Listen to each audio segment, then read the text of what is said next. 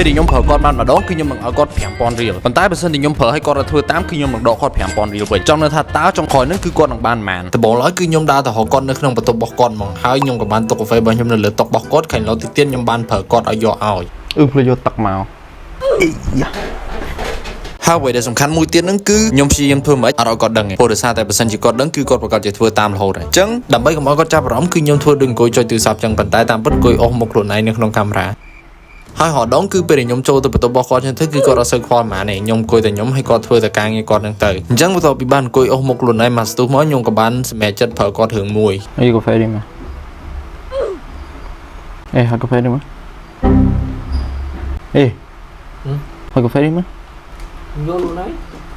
បាយនោះសិនអត់តនេះផងគាត់អស់5000បាត់ហើយប៉ុន្តែចាំមើលដល់ចុងក្រោយទៀតចង់ដឹងថាតើគាត់នឹងបានប៉ុន្មានប៉ុន្តែអ្វីដែលសំខាន់ហ្នឹងគឺថាខ្ញុំមិនដឹងថាប្រើអីទៀតដែររហដងខ្ញុំដឹងថាប្រើអីគេប៉ុន្តែដល់ពេលថតវីដេអូអញ្ចឹងអត់ដឹងធ្វើអីប្រយោជន៍អញ្ចឹងថ្ងៃហ្នឹងគឺខ្ញុំនឹងប្របូរគាត់ទៅក្រៅហើយខ្ញុំនឹងប្រាប់គាត់ថាខ្ញុំថតវីដេអូធម្មតាដោយសារអីពួកខ្ញុំត្រឡប់ហើយគឺឲ្យទៅក្រៅគឺពួកយើងថតវីដេអូលេងអញ្ចឹងទៅអញ្ចឹងពេលដែលទៅក្រៅថ្ងៃហ្នឹងគឺខ្ញុំនឹងព្យាយាមប្រើគាត់ទៀតចង់ដឹងថាតើខ្ញុំប្រើគាត់បានប៉ុន្មានដងមកដល់ហាងកាហ្វេភ្លាមគឺខ្ញុំបានឲ្យគាត់ទៅយកទឹកត្រជាក់ឲ្យខ្ញុំមកកែវប៉ុន្តែពេលហ្នឹងគឺគាត់ចំទាស់អត់ចង់ទៅយកហើយខ្ញុំក៏បានបញ្ចុះគាត់ឆ្លងទៅគាត់ក៏បានសម្រេចចិត្តថាទៅយកដោយសារតែគាត់ត្រូវការយករបស់គាត់មួយដែរអញ្ចឹងបានន័យថាគាត់រួចជាមួយនឹង5000ផឹកមិញហើយអង្គុយថតផ្លែនខ្ញុំមានអារម្មណ៍ថាប្លង់ដែលខ្ញុំថតហ្នឹងគឺវានៅចិត្តពេកអញ្ចឹងខ្ញុំកំពុងឲ្យគាត់យកកាមេរ៉ាទៅដាក់ឲ្យឆ្ងាយហើយដើម្បីឲ្យឃើញថតស្អាតហើយគាត់រៀបចំប្លង់ឲ្យមកស្អាតទៀតនិយាយទៅថ្ងៃហ្នឹងដូចអាសាដល់សង្ស័យគាត់ដឹងអញ្ចឹងឥឡូវហ្នឹងគឺគាត់បាន5000បន្ថែមហើយដើម្បីកុំឲ្យគាត់ចាប់អារម្មណ៍ខ្លាំងគឺខ្ញុំធ្វើធម្មតាអង្គុយធ្វើការងាររបស់ខ្ញុំហើយគាត់អង្គុយធ្វើការងាររបស់គាត់រហូតដល់ម៉ោងពួកយើងចេញពួកយើងក៏បានដើរចូលទៅក្នុងម៉ាតដើម្បីយកទៅទិញសាប៊ូយកទៅប្រើដោយសារតែកំពុងអស់ស្រាប់ហើយខ្ញុំក៏បានពឹងឲ្យគាត់កាន់និយាយទៅខ្ញុំមិនដឹងថាគាត់គិតអីពេលហ្នឹងខ្ញុំហុចឲ្យម៉ានគាត់កាន់ទាំងអស់ហើយពេលចុះពីកន្លែងម៉ានហ្នឹងមកខ្ញុំក៏បានឲ្យកដាស់គាត់មួយយកទៅបោះចោលគាត់ខ្ញុំមិនដឹងមិនហុចទៅគាត់យកទៅបោះចោលធម្មតា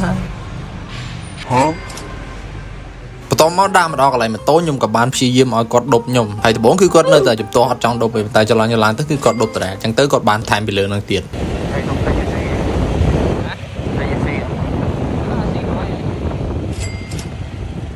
អត់ជីទៅទិញញ៉ាំដក5000វិញហើយពេលមកដល់ផ្ទះគឺខ្ញុំឈឺប្រើគាត់មួយចុងក្រោយទៀតគឺចាក់សោតទេមក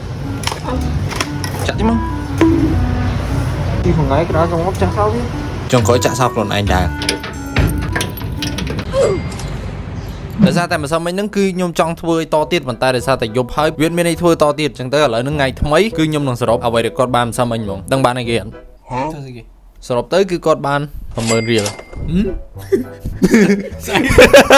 យល់ទៅ content ស្អីមិនទាន់ចេញទៅឥឡូវយកឥឡូវខ្ញុំសួរតែមួយយកអត់យក